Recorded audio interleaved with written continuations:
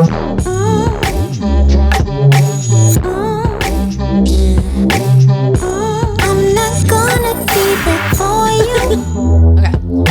guys, and welcome to a new episode of the Provocative Podcast. I'm sorry if the intro's a little weird. Chris isn't wearing his headphones, so we can't pinpoint the part where I'm supposed to say, hello guys, welcome to the Provocative Podcast. He was a nice friend and gave his headphones to one of our friends, but he keeps forgetting to order some. So I apologize.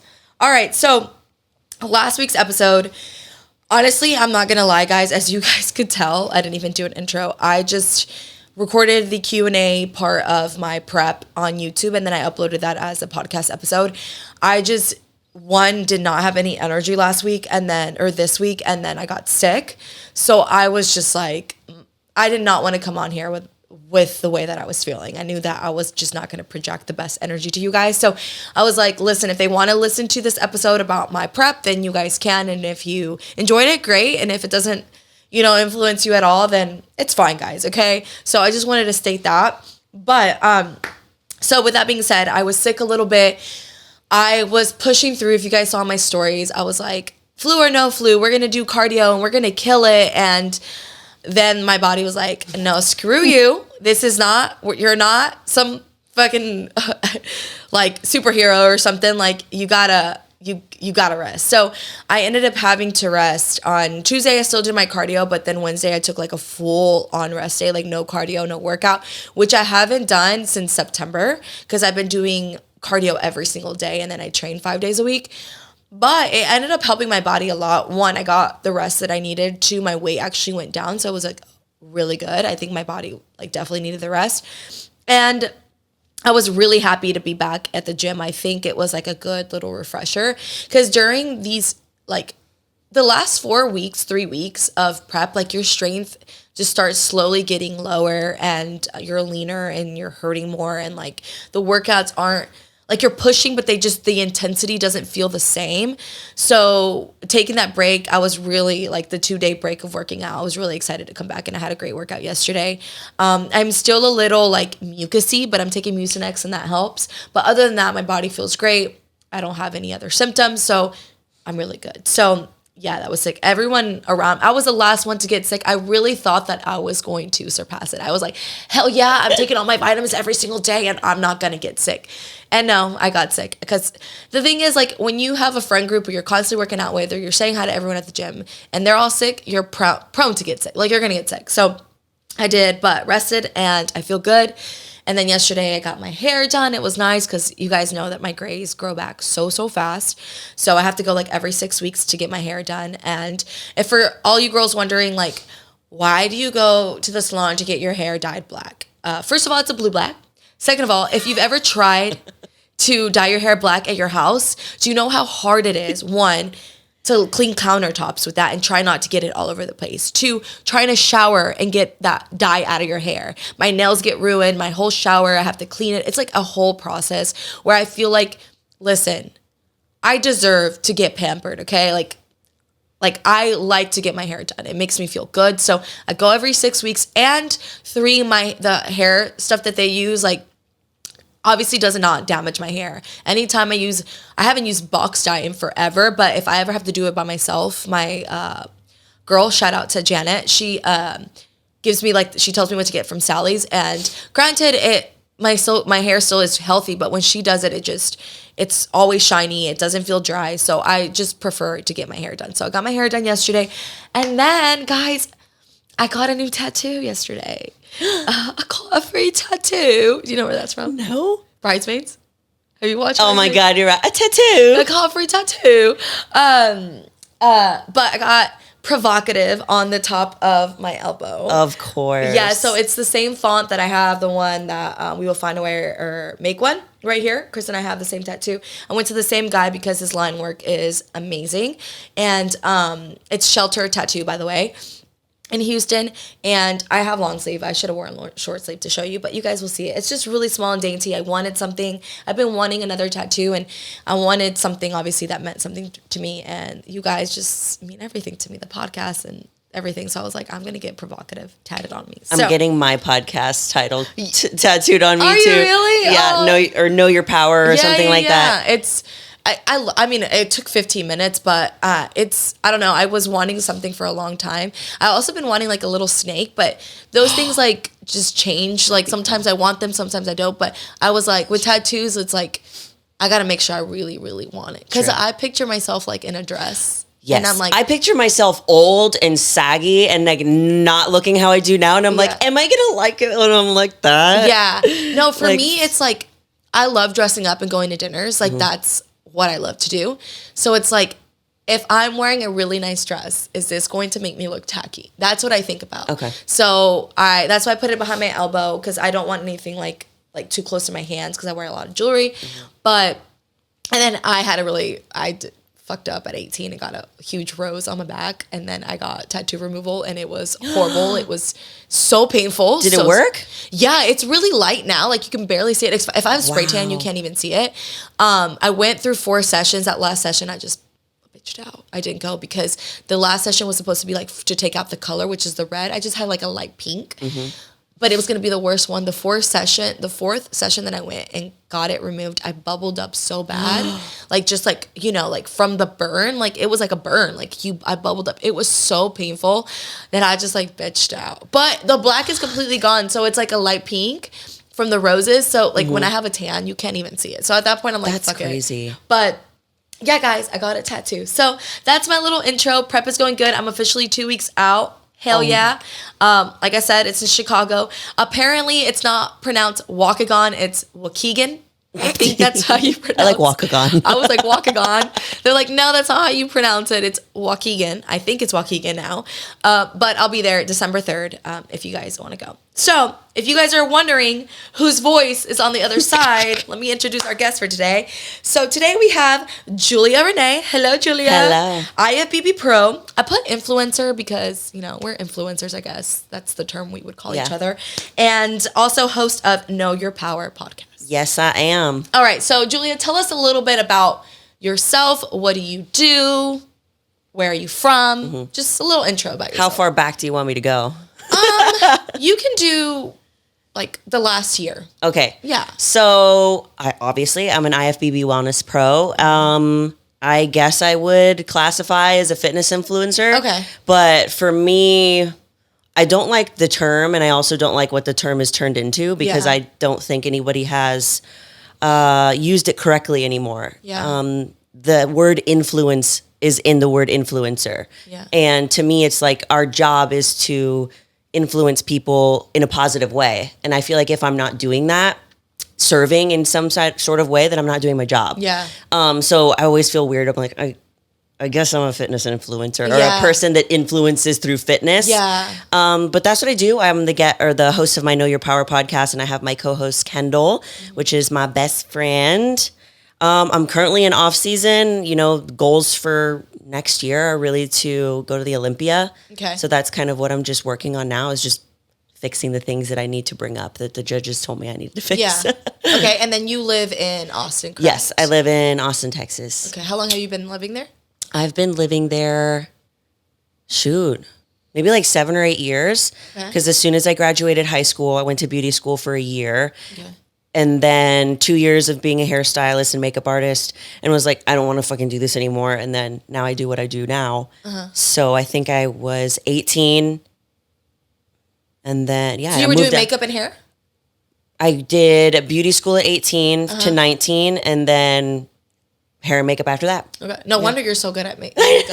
Julia's like so good at makeup. Jazzy is too, and she didn't even go to freaking school for it. We'll talk a little bit about makeup, but Julia's like so good. About how much shit we get for wearing makeup. I was like, are we going to talk about that? Probably that, and just how good her makeup always looks. I've trained with her in your makeup. I guess we could get into it. Do you get shit for wearing makeup to the gym?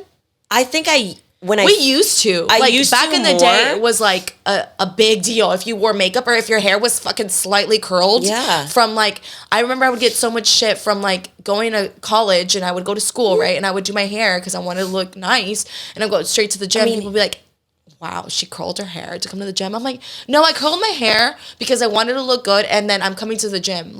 I wanted to feel good. And how does it affect you? How does it affect my squats? How does it affect my squats? No, like it's so true. Back in the day, people were more ruthless, and I think nowadays people are accepting more of like. I totally agree. You know, and I always get questions. I don't know if you do, but like, can you share your makeup routine for the gym? And I haven't because I'm a little scared to, because I feel like it's like what's because honestly, it's just a little bit of a difference. Obviously, I don't do the whole contouring, too much contouring stuff. But I'm like, if I post that I wear foundation in the gym, am I going to get shit for it? You know what I mean? So it's like, I haven't done a get ready with me for the gym edition. But thankfully, I think things are changing where girls aren't getting so much hate for wearing makeup to the gym. I agree. And for me, it's like, especially when you're in prep, there's some days where you don't leave the house unless it's to go to the gym. And I know you probably feel the same way, but it's like very therapeutic to do your hair, do your makeup, like spend that kind of time like grooming yourself and getting yourself ready so that you can present yourself to the world. Yeah. I'm all for it. Present yourself to the world however you want to. Yeah. There's girls that are like the complete opposite of me and they don't want to wear makeup. They want to wear sweats to the gym, and that's how they feel confident and they feel good. So if I'm not going to judge you doing that, don't judge me doing what I do. No, that's great. Yeah. No, and it's true. I feel like with prep, like I've had to make a little bit more of an effort to do my hair and my makeup because all I do is sweat all day. Yeah. So I'm like, okay, I have to make sure that I did this prep because 2 years ago I didn't do crap. I didn't even get ready. But this time around, I was trying to take care of myself a little bit because that's self-care. And sometimes you forget that is self-care. Because for a little while I was like, okay, like, why am I going to do my makeup if I'm just going to go to the gym and sweat it out? But at the end of the day, it's part of me. And like, I want to look good and feel good. And I know that getting ready makes me feel good. Yeah. But yeah, no, she's like, we worked out in fucking like 100-degree weather here in Houston in the summer. We were melting. But your makeup looked great. And I was like, what are you wearing? And she was like, I'm wearing, do you still wear the Milk products? Okay, you wore the Milk, I think it's primer. Yeah, it's the Hydro Grip. It's literally, okay, it's like, you know how some drag queens, they put glue sticks on their eyebrows and then they do their eyebrows? Yeah. Like that extreme, it has that stick to it, but it's not going to make your skin feel dry because I feel like a lot of people are scared of that. Yeah. And then recently I've been mixing it with this like, it's like a dewy, I don't even know what it's called. I guess it can be also used as a primer. Okay. But it's like a highlighter. So I mix it in with that so that the stickiness and then like the a glow is on top of it. And then I start doing my thing. It's all about layering. Yeah. You do concealer too, right? Yes. Like below your foundation? Yes. And that makes her skin look amazing. I'm like, but your skin never looks cakey though. Thanks. Like ever. Like her skin never looks cakey. So, but your makeup looks great. I think it's great that you take care of yourself. And like you said, there's some girls who don't like to wear any makeup and want to look good in sweats or whatever. And they go to the gym. That's all, like, there's no judgment there. I'm never going to be like, well, that girl looks like shit in the gym. No, if that's how she wants to go to the gym, that's how she wants to go to the gym. Exactly. But don't judge me for wanting to take care of myself. It goes both ways, people. Okay. All right. So, all right, let's get a little bit into your competition because I did want to talk about a few things. You competed this year, right? I did. What during what month? I think it was early July. I think it was early July. It was my first pro show in Puerto Rico. Okay. And I honestly can't even remember what I placed because I was just so upset with how my prep had went. Okay. And not because of anything that anyone else did, just because I expect a lot from myself. Yeah. And sometimes to a fault, to where I don't realize the things that I have going for me. Yeah. And I think a lot of us do that to ourselves. We're in such a mindset of growth and success and this and that we don't stop to appreciate like what we've actually become. And I agree. Yeah, it takes me a little bit to get out of that space because in that space I literally had broken up with my fiance a week before then. Before the show? So peak week, I had broke off my engagement. Dude, I will say someone else was going through that shit.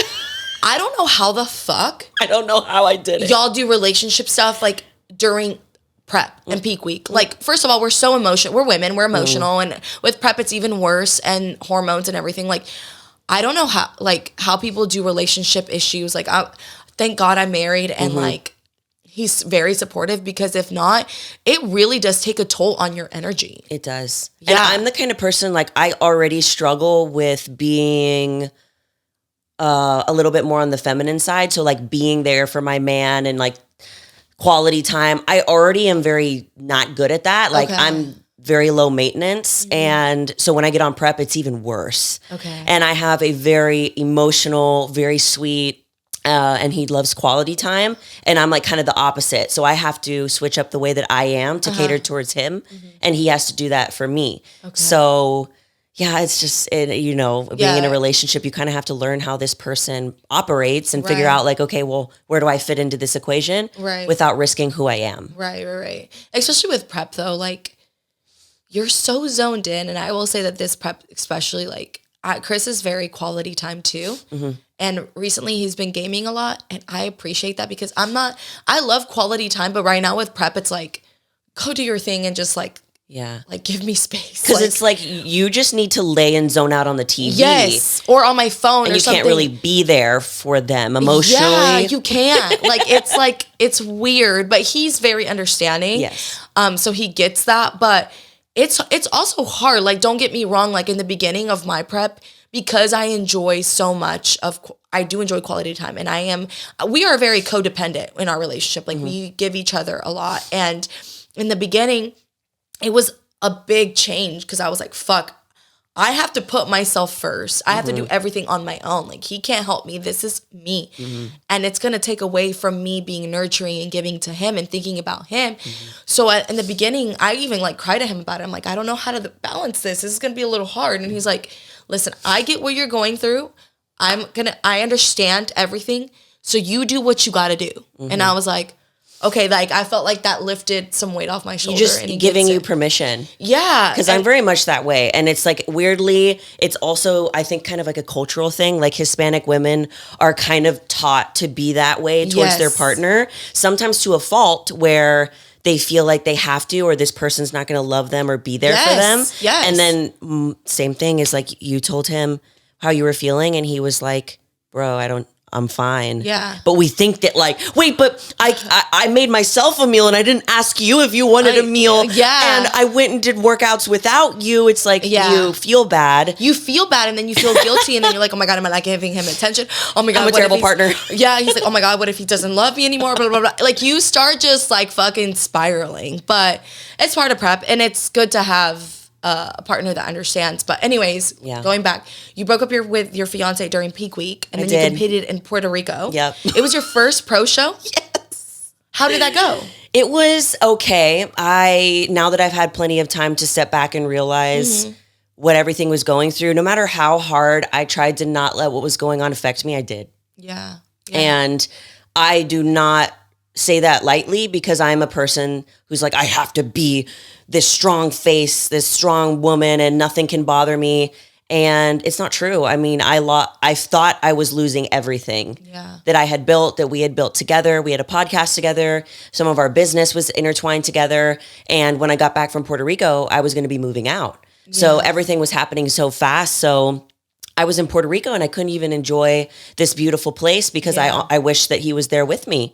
And he was my bodybuilding coach for years. He's the one that got me my pro card. So I owe a lot of who I am and how I've been able to create this body to him. Yes, I did the work. I know that, but it was hard not having that person there. It would be like Chris not showing up to your show. Oh my God, no. When you get a pro card or something, and it hurts. Yeah. But that was my decision. I was the one that decided to step away, and we're back together now. So I think a lot of people during that time, especially with what we do, like to make up their own stories on like what happened and make assumptions. And I willingly shared on social media what we were going through. And it was a really tough time for us both, because he was going through a lot of changes. He literally switched his whole career. He was a bodybuilding coach, and now he's mindset fully. So he was very like confused, and I was in prep, and I was so focused on my thing. And we honestly just took each other for granted. Yeah. We were in the flow. We didn't spend quality time together. It didn't mean we didn't love each other. Right. We just didn't realize what we had, and it got to the point where we felt like we were roommates. So the one thing I like to say about that is that we had to lose everything to gain everything. So now we're back together, we're living together again. We're focused way more on having that quality time and actually putting practices in place that make us almost feel like we just started dating again. Yeah. Because it's so easy to fall into that routine of like, hey, what's up, roommate? No, and I do that quicker than any other woman I've ever met. Yeah. No. You're 100% right. Especially with prep too, it didn't help. Like you're so zoned in on you and he's focusing on him. And if you don't take care of your relationship, it's like you will get comfortable. Like we've gotten comfortable and then we had to step back and we're like, hey, we got to change shit up. So we start planning date nights. Like right now with prep, it's been hard, but like Thursdays, we don't talk to any of our friends. Like, we don't hang out with them. It's like me and him only. Because we also got to the point where we were like inviting friends to dinner all the time and hanging out. And then it was like, okay, so when is it just me and you time? Because me and you time isn't just watching TV right before bed. That's not quality time. And that's what we were doing. Because for me, I had no energy to do anything else. I couldn't go out to eat. Right. And at some points, I get angry. I get angry that that's the only things that I can do. But then I have to remember, you chose this life. No one's making you prep. Yeah. No one's making you do 2 hours of cardio. Right. You're the one doing this. So you shouldn't have other people around you suffer for that. Right. Just remove yourself if you need to remove yourself. That's exactly my mindset this prep too. It's been like, you know, I chose this. He didn't choose this. No one's forcing me to do this. So I can't let my mood affect everyone else. Okay. So I can only control me. And I've done the same thing. Like, they understand that I want them to have a good time, go to dinners and stuff. Mm-hmm. I'm not going to be there because I'm not going to go and put get fucked up mentally because you're enjoying food and I can't or whatever. Mm-hmm. But no, it's definitely hard because it's like, okay, like you chose this. You don't want, to affect someone else's mood, but he understands it, thankfully. And he knows it's like, okay, it's only a temporary thing. Mm-hmm. So temporary. And then we can go back to the things that we value. Cause Chris and I really value going out. We really do try going to new restaurants and trying new things. And it's really important to do that. And it's not about like spending the money, but it's like doing new things with your partner outside of your normal routine is so important to keep that connection and not fall into we're just like friends, because it's easy to do that. And it takes both people, because I think sometimes it's like, okay, we're going to go out to eat, but we're going to go to the same place we've been going. Yes. Like, no, go do different shit. Mm-hmm. Go try new places. Like, go. Like, that's what's exciting about your relationship, is trying new things. That's my favorite thing to do with him. Mm-hmm. So anyways, you only did that one show. Yeah, that was my only show for at least trying to qualify for the Olympia. Okay. So the goal was to qualify for the Olympia this year. So that means that I would be going literally next month. Like, I would be competing in there next month. But one thing that I learned about doing what we do is that we need to be patient. And I know that you're very into manifesting and letting the universe or God do its work. Mm-hmm. And so much of my career, I've been just pushing things to happen on a time frame that's mine and not when it's supposed to happen. Yeah. Just like when I got my pro card, I expected to get it at my first national show and I got 5th. Mm-hmm. And I have a really incredible story about like how that manifestation came into reality. Like, it's so creepy, but I didn't get it that first try. I got the second try. And then months later, I realized, I was supposed to get it here because I was actually ready to receive. Yeah. Well, that's how I feel right now. Like, yes. And I can say, like, you're prepped this time. Like, I haven't seen you in such a long time, but just your energy is so different from the last time. Yeah. Not because I think you were just drained last time. Yeah, I was just drained. And I wasn't mentally prepared either. Yeah, that was my prep this last one. Okay. So it was like I was that. I was like pushing. It's like, I'm going to get my pro card. And this time it was like, I wasn't even planning on competing, but it was like God and the universe was like, no, this is your time. You're ready. Like, let's do it. And like, and granted, obviously, like, I do wake up, and I think recently, because it's getting closer, I'm like, okay, like, it's a little scary because I can't control if I get it or not, right? Exactly. But at the end of the day, it's like, I know that this is where I'm supposed to be right now. It just feels right. And I feel like if I get my pro card or when I get my pro card in like 4 weeks, it was meant to happen now. It wasn't meant to happen 2 years ago because I wasn't ready there. I wasn't prepared. I don't think I just wasn't ready. I think now I'm fully ready to accept 100%. That. You know what I mean? And it's going to mean so much more to you when you get it now because of all the work that you've done for yourself to make sure that you're prepared to receive this. To me, it's an honor. Right. It is an honor to be a pro. It's an honor to compete in this industry because you can be such an influence. And I'm glad that I got it when I got it. And I know you're going to be so happy when you get it because you're ready to receive what the universe is going to provide you. Yeah, well, thanks. Yeah. Okay, so that actually leads me to my next question. Do you feel more pressure now that you are a pro? Yes, I feel a lot more pressure now that I'm a pro. Yeah. And once you're a pro, you're in the spotlight for critiques from the higher ups. Like there's Instagram pages that critique you. There's YouTube pages that critique you. Really? Yeah, there's especially there's a wellness page that literally it's not critiquing. It's like a really good platform. One of my friends runs the page and he posts all the wellness girls and like where they're placed, his critiques on their body, how they look. So like, this is what we signed up for. So yeah, that's going to happen. Yeah. But once you become a pro, it happens even more because now they're expecting you to continue to compete at the highest level. And I was talking to this with a friend. I was like, I can't imagine the pressure Chris Bumstead has to continue to be Mr. Olympia. We were literally just talking about less that. pressure to be it the first time, way more pressure to keep it the fourth time. Yeah. Like, I can't imagine being up there, winning it again and again and again, and then losing that, like how that must feel. But dude, and I mean, we were talking about that and they say, pressure is a privilege. He says it himself. Yeah. Pressure is a privilege, but not everyone reacts the same under pressure. Like personally, like I like a little bit, but if it's too much, I crack. Like I personally, I have accepted, like I don't like to feel so much pressure. I like to just do my thing. Yeah. And so, but some people thrive off the pressure. That's but me. I cannot imagine being C-Bomb. And even like now, Jennifer Dory, she has a little bit more pressure because she wants to win again this year. Like, it's like, oh shit, like, I'm like watching everyone and it's like game on. Like everyone in the top 5 bikini athletes are like giving them their all, like giving it their all. And like they're hiding a little bit of things because they want to come in and surprise and like they got to change shit up to make things a little bit different. And, it's like, it's a lot of pressure to keep up. But, I think as a top athlete too, like she's done a great job of keeping her shape and like it's a whole, being a top athlete like that though, you have to literally be prepared all year.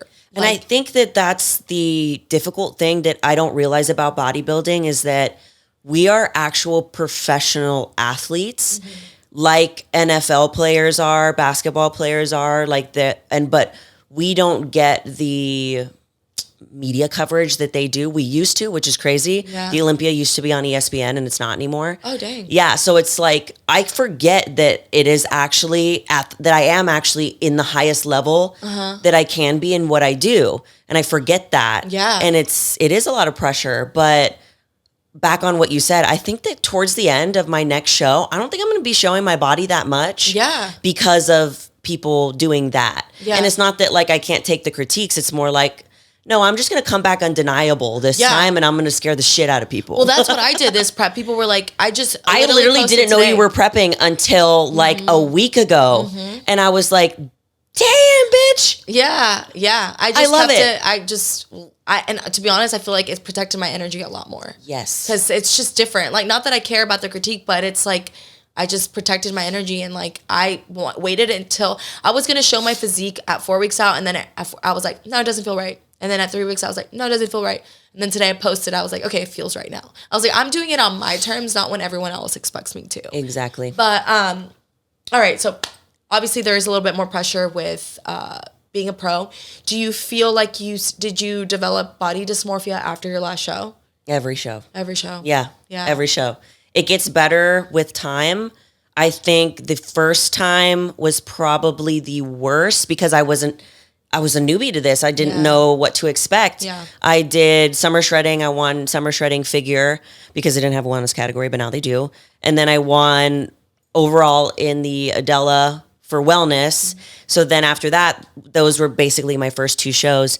Getting to see my body be that lean and then to have it change was like, what the fuck is going on? Yeah. And it was tough seeing my body get back to a normal state, but I have to keep reminding myself that it's not healthy and it's not normal to have your body be that lean all the time. No, yeah, for sure. I personally it's hard, like, because when you're in it, you're like, oh my God, like I got body dysmorphia after my last show too. And I think for me, it's like the hormones, the bloating, that first bloating you get. It's like, it's like you're just so uncomfortable too because you go from so lean, and people don't understand that it's like the smallest amount of food. Like if you don't reverse 100%, just your body just inhales it. Like, it's like you work so like hard these 13, 16 weeks just for like 3 weeks to put it on. Like even less than 3 weeks, if you don't take care of yourself, you'll put all that weight back on. Literally. And it's like, you know that it's unhealthy to stay that lean and, very unhealthy. But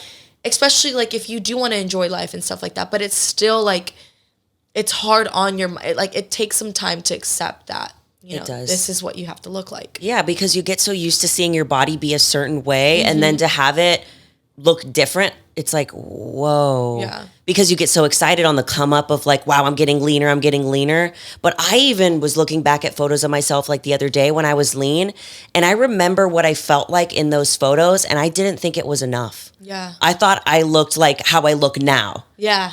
Which isn't a bad thing, but that's just, it's a proof of how far body dysmorphia will go, is that even when you literally look the best you've ever done, it's not enough. It's not enough, yeah. No, I know. Sometimes I'm like... We're fucked up. I'm like, the other day I was like, oh my God, I'm so watery. I'm so big. Chris is like, shut the hell up. Yeah. He's like, you're dry as hell. What are you talking about? And I'm like, okay. Just take a step back. And then I look back at my pictures and I'm like, you're right. I look fucking crazy. Like, yeah, I need to like not think about that. But it is scary. I mean, it's part of it. Obviously the process, hopefully like you said, with time, it just gets better and better. But this last time, did you deal with binge eating at all? Surprisingly, not as much as I have in the past. Like I said, each time I prep, I really take it as a lesson. Like the reason that I prep is so that I can grow personally. Yeah. Like I don't really care if I win. None of that matters in the grand scheme of things, because the most important changes that I've made in my life have been through prep. Because when you go to that deep, dark place, you find your shadows really quickly that maybe you wouldn't have found if you were eating enough food, you were drinking alcohol, you were using things that could cover it up so easily. Right. Now you're just bare boned and it's just you and you. Yeah. So you could see things very clearly. And each time I learn how to manage my eating disorder better, how to manage the body dysmorphia better, the comparison better. Yeah. And this time I'm very proud of myself because of how much I went through before stepping on stage. And then after, literally it was break off engagement, go to Puerto Rico, didn't compete as well as I could, go back home, move out, be alone for a couple of months without my partner I've been with for 3 years. And I didn't go in a giant binge eating spiral. I kept doing my cardio. I kept lifting. I kept focusing on myself. That doesn't mean I didn't spend nights crying on my couch alone. Yeah. It was better. And that's the thing, is that if you're just 1% better each day, that's enough. That's enough. Yeah. And I will say that, like, too, I think what's helped me too is this year is, like, you were 100% right. When you're on prep, it's like you're alone and you get to these dark places sometimes. What helped me is I started therapy this year. So with my therapist, like, we did deep digging, things that I didn't even think about. And so I think about those things when I'm alone, and it helped me a lot this prep. I think just realizing when I am self-sabotaging myself, realizing when the old part of me is trying to control the new part of me. You know, it's just like therapy, to be honest, helped me a lot with this prep. But it does. It definitely takes you in these like deep, dark moments that you're the only one that can get yourself out of there. But I completely agree. I think every prep makes you stronger and you do get better. Because when I first prepped, afterwards I ate like whatever I wanted. And the more shows I did, the better I got with food and my relationship with food. And I'm hoping this time around, you're hopeful every time that you're not going to do it, right? Yes. So, but I'm hopeful this go around that I can go back to just eating healthy. And like, I keep thinking to myself, okay, I'm going to fuel my body just so that I can have energy to train more and lift more and overall feel like better, not feel gross. I don't want to eat burgers and fries and all this shit and feel disgusting about myself. I just want to eat enough to have energy. Because that's the one thing with prep with mine is just like, I have no energy. I just want to have energy. Like I want to eat till I'm satiated. Yeah. That would be nice. Yeah. Yeah. For once. Yeah. All right. Okay. So done with the competition talk. All right. So I have to ask you something because I think you're the only one that I follow that does this. There might be more, but I was wondering if you get hate on this. I think you're going to know what I'm going to say. I think I do too. Your shorts. Is it no. I didn't touch that at all. Oh, okay. My shorts? Yeah. My booty shorts? Your booty shorts. Okay, so you wear them really short. I wear them like they're underwear. Yeah, I know. And if I don't, I'm in leggings right now and I'm dying. Okay. I'm a hot person. Like I am sweating right now. I was sweating outside. I'm just a really naturally hot person. So when I wear leggings, I freak out and I get really like claustrophobic. And also it's like, I don't give a fuck. Yeah. Yeah. So Julia, if you guys haven't seen her page, she wears her shorts like underwear. And I didn't know if you got hate for that. Like, do girls ever comment anything like, why does she wear her shorts like that? Or do the companies you work with ever say anything? Or no, like surprisingly that? not. Okay. Which is, I'm glad that I haven't, because I do like my social media. I do show a lot more than I think like regular fitness influencers do. But no one has ever said anything that I know of. Okay. Probably on Reddit, but I don't go on Reddit. Oh, I don't go on Reddit. Fuck that shit. Fuck that shit. Yeah. We're not gonna the gym snarks. Right, we know you. No, it's a page. I don't even know, dude. Chris sometimes will get on just to like make sure no one said shit or something, but I don't do that to myself. I'm like, why would you do that to yourself? Stop reading what I don't give a fuck what Susan wrote about. Oh my God, that shoulder press wasn't right. Fuck you. Let me see you fucking do the user shoulder number press. 9998 says like Jazzy's shoulder press was off. Shut up. Shut up. Like I just cannot. So I'm just like, no, I don't get on that shit. People who do that, you don't have a life. Focus on your fucking self. Focus on yourself. You're probably sitting there with a bag of hot fucking Cheetos writing shit about another female. What are you doing with your life? It's not cool, man. No, it's not. Like, it's not. Who has time for that? And if you do, you really need to take a deep look at yourself in your life, because you're obviously very unhappy with you. Yeah, and someone runs that page. So there's one person that's like mainly running that thread. Like there's a specific, crazy. Like just to think of like the depths that it goes to.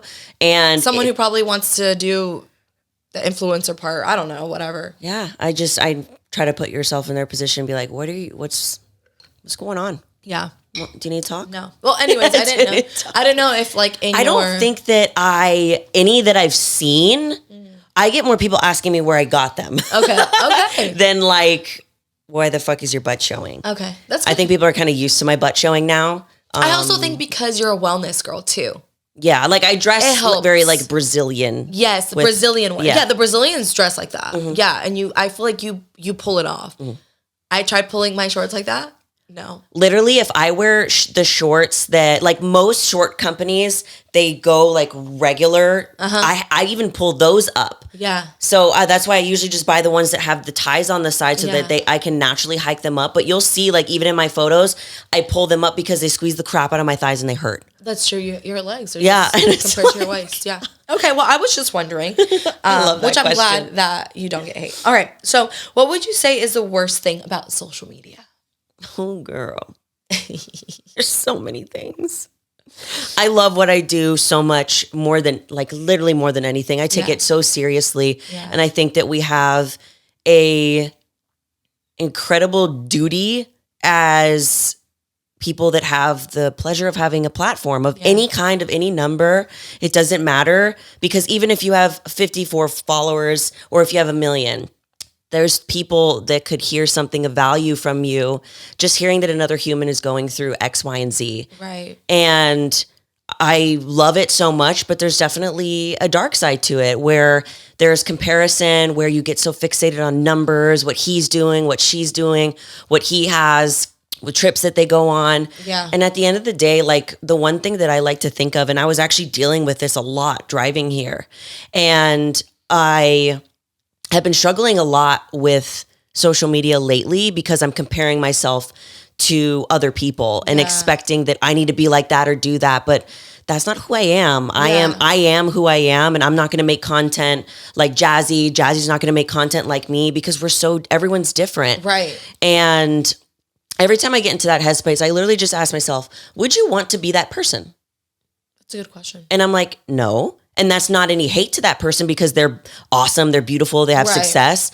I wouldn't have my dogs. I wouldn't have my house. I wouldn't have my friends. They wouldn't know Jazzy, but I get the pleasure of knowing Jazzy. Mm-hmm. So asking myself that simple question of, do you really want to be them? Because you're acting like you want to be them. Yeah. And I'm like, no. I wouldn't want to be anybody else but myself. Yeah. I wouldn't want to pretend to be anything that's not genuine to me because that's fucking exhausting. Yeah. I did that for so long, pretending to be somebody that I wasn't. And once I actually stepped into the person that I actually am and quit hiding behind a mask, people actually responded to me. Yeah. That's the best advice anyone could give, because I used to be that way. And I was actually just watching a show too. And it's called Tell Me Lies on Hulu. And they're all in college, but they're so like fake to each other, to themselves, like who they portray to be. They act so different with other people. And I looked over to him last night and I was like, I cannot imagine the exhaustion that person feels of trying to be someone they're not. I'm like, I thankfully am at that point where, like, I will say that the comparison is the hardest part of social media. Mm-hmm. And I have my days too. I think for me, it's more of like, right now, it's obviously like, I look at a lot of bikini athletes, but I'm not really comparing myself to them too much. Mm-hmm. But it's more so like, I think for me, it's more of an emotional thing. Like when I look at other women who are curvier and they're so happy with being curvy, I'm like, okay, I wish I was just, if I got to that point, I wish I had that confidence. Because for me, it's like when I get curvier, I don't like it. Like, I feel like it affects me emotionally. Yeah. So that's where I compare myself to. But I love who I am. I am who I am. And I'm at that point in my life where it's like, if you like me, great. And fuck with me, great. And if you don't, then you fucking don't. And I don't care. And I'm at that point, like, I embrace my OnlyFans. I embrace my sexuality. Because for a long time, I, like, hid my sexuality. Like, oh, I can't be too sexy because people can't accept it. No, if you can't accept it, don't follow me. You don't have to sponsor me. But this is who I am. Yeah. And if you like it, great, let's get on board. I am a wonderful person to work with. I am a wonderful friend. And if you don't like it, then that's fine. I accept that you don't like me. Yeah. And that is great. You can't accept my sexuality. You can't accept who I am. That's fine. Everyone has their opinion, and it's okay. But I'm going to be who I am. And once you embrace that, it's like you feel like you literally can be who you are, and you feel no weight on your shoulders. Literally just start trimming the fat. Like trimming the fat with the people in your circle that aren't supporting you. Yeah. Or that don't see the vision for your life that you do, or that are pulling you down. Cut the fat of like people you follow on social media. Yeah. It might even be some family members you need to cut ties with, maybe not completely, but just distance yourself with it. And it seems so hard and seems so lonely doing it that way, but I'm telling you, no company is better than bad company. No. Any day. Oh, God, yeah. Any day, Literally. I will take it. I was just telling my friend this, too. Like, she has been, this year, she's grown so much. And her past self has a lot of friends. And they're slowly, like, just, like, she's like, I don't know why all this situation's happening. I'm like, because you're at a new level of growth. And these friends no longer serve you. No. And that is okay. I'm like, this is the sign where you have to prove that this new version of you has to let them go, or you're going to be dragged to that old version of yourself. I love that you say like new you and old you, because I really think that you were kind of like crabs in a way. Yeah. That when we outgrow our shell, we have to crawl out and get to a bigger one. Yeah. I truly believe that. So 100%. When I think about like I'm 25. Yes, I'm young. People are like, what the fuck do you know? But when I was 21, I was legit a different person that I am now. Yeah. I wouldn't be here sitting talking to Jazzy at 21 because I was hiding in the bathroom at a bar because I was scared of talking to people and I had social anxiety. Yeah. Like just completely different person. I think it's really that's going to be a turning point for your friend once she realizes that it's nothing towards those people. Not at all. But it's hard when you're maybe fitness focused and health focused and you have these goals and dreams. And then these other people maybe do something different. Yeah. Like when I worked in a salon, I had that growth where I was like, they loved what they did. They loved doing hair and they loved doing makeup. And I was like, I don't want to do this anymore. Yeah. And those are the only friends I had. And then I had no friends to go and do what I am doing today. And now I have so many friends that support you. Yeah, support me. They understand what I do. Yeah. Coming from a girl that has a very hard time making girlfriends. Yeah. Yeah, I have a hard time. And I was like, I bet you do too. Yeah, I did too.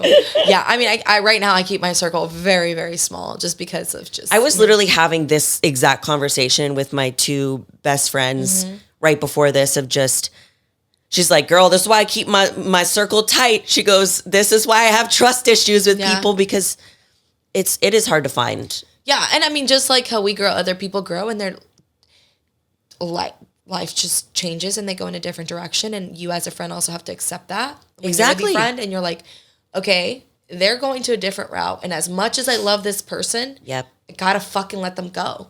And it's hard. A friendship is like a breakup. Like when you have to let them go and do their own thing and figure out themselves, especially when they're not aligning with you, it's really hard. But it's part of life. But no, dude, I keep my circle really, really. We keep it toy up in here. Toy. All right. So, okay. If you could go back in time, what words of advice would you tell your younger self? If I can go back in time, I would tell her that you are way more powerful than you think. And this is literally the phrase that I use for everything. It's the name of my podcast. And the reason is because I just believe in it so much. All of us have so much power as humans, as creators in this universe to literally create, be, and do whatever we want to do. And I know there's circumstances where people grow up differently, don't have privilege, have more privilege, but ultimately you can create whatever emotion, whatever thing that you want to do. And if I wish I knew that when I was younger, that I had that much power in me, then I don't know where I would be. But then again, everything happens on its own time frame. And I found out my power at the darkest moment of my life. And from that, I've been able to create so many incredible things, meet so many incredible people, opportunities start to pop up. Once I actually realized that I wasn't powerless to my surroundings, I was powerful and I could create whatever I wanted to. Yeah, I love that. I think sometimes we associate power with men and not so much women. Oh, yeah. And I love that because we're like, okay, a man is powerful, but we as women are so powerful as well. And we don't have to give, especially as a wife and as a mother, we don't have to give all the power to the man. Yeah. You have power. And like, especially what you said, like believe in yourself, believe that you have the power to change and be whatever you want to be. It's true. And you're the only person that can get in your way. Yeah, there'll be obstacles, but as long as you, like you said, you focus it one day at a time and you get better 1% at a time. Doesn't mean you have to be at 100% every fucking day. Because I think a lot of people feel like overwhelmed because they're like, if I didn't do 100%, then I'm not good. I'm not worthy. No. Some days your 100% is actually like an 80% that day. And that's okay. Yes. But you're 1% better. And you're learning and you're like, okay, what mistakes did I make today? Or how did my viewpoint on this affect me today? How can I be better tomorrow? Yeah. That's all it takes. And there's so much power in the divine feminine that people don't realize. Yes. And so many women are disconnected from their divine feminine that I am probably a lot because of so much of my life was spent being hyper masculine to just like fit in with boys that I was on the wrestling team with, fit in with bodybuilding, being the younger brother to my older brother, just like trying to be tough and I can do this and always at 100 with the grit and the grind. And yes, that's a huge part of my personality and it's a huge part of my success. But the reason that people can connect with me and what's gotten me far is the divine feminine. Yeah.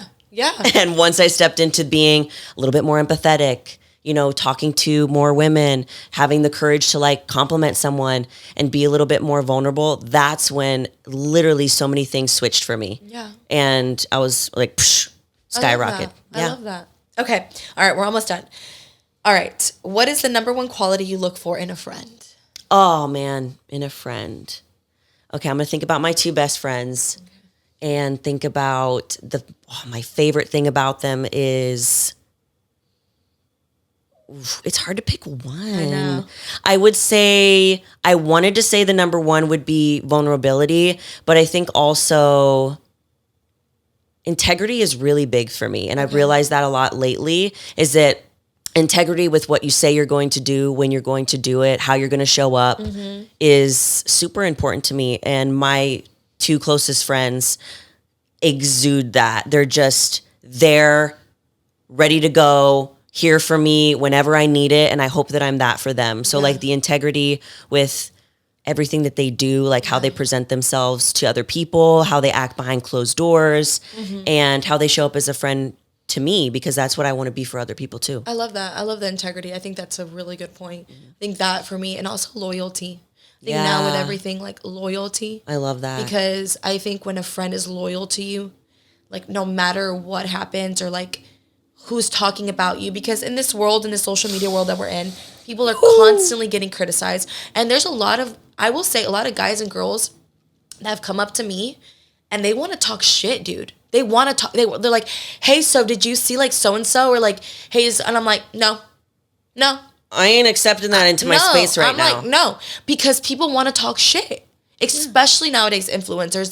They find that's the way they think that in this community now, especially like I will say, especially with Alphaland opening and all these influencers being there, they think worse. That talking shit about people is a stepping stone for them. Well, and talking shit is a way of communicating and connecting with someone. Yeah. It's a very bad way, but like there's misery loves company. Yeah. So like if you're bitching to me about something and I'm like, I bitch to you about something, there's some sort of comfort in that. Right. But if someone comes up to you and, hey, did you see so-and-so, and you shut it down, then they're like, oh shit. Yeah.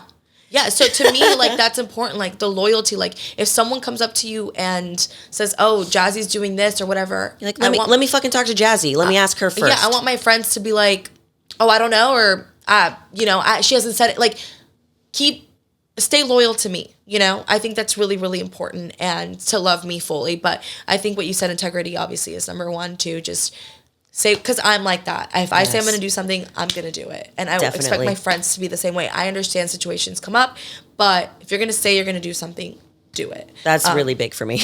Yeah. Okay. Last question. This one's a weird question, but if you could choose, would you rather be a villain or a hero? I love that one. Oh, there's I know. There's good for both, like in a way. When I was thinking of this question, I'm like, man, this is a good question because I don't know what I would pick.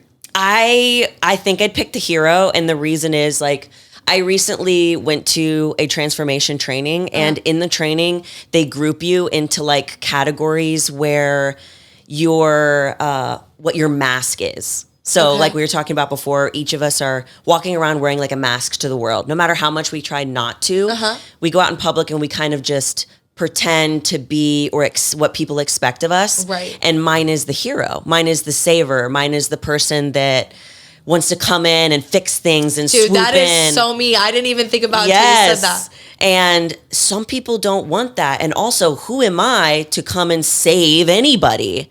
I just need to show up and just be me.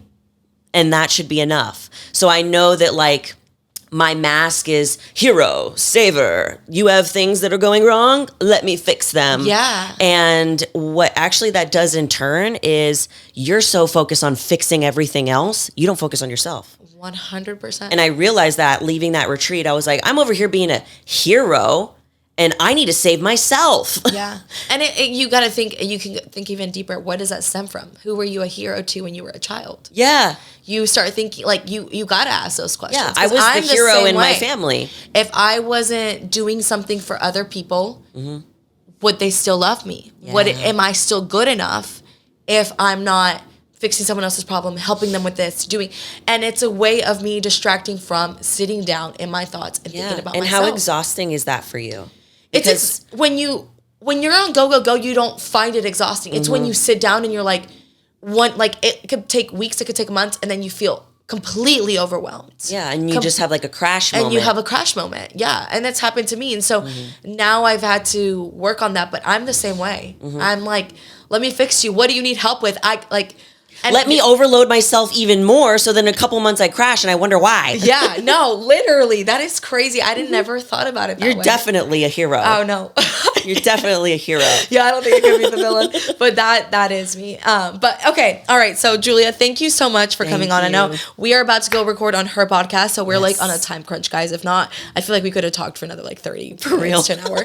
But I appreciate you being on and being so vulnerable and sharing all the good insight, because it's just amazing to hear from another strong, independent woman, and we need more women to just know their power. I love that you said that. I love that, because I think a lot of us still need some help, with our because power. if more women knew theirs, then there'd be less women out there who are trying to strip other people's. Yeah. Like the reason that women and men act a certain way towards another person and try to strip them of things that they've worked for, and I'm sure people do that to you, is because maybe they don't feel powerful themselves, and they see the power in you and they want to take it. They want it for themselves. Yeah. So if we get more people to realize that, like, damn, this universe can change. Yeah, and you're never going to be, like you said, you're never going to be someone else. No one's ever going to be me. And I think that's what one can do Jazzy like Jazzy can do Jazzy. Yeah, so it's like I have so many women sometimes hate. It's like,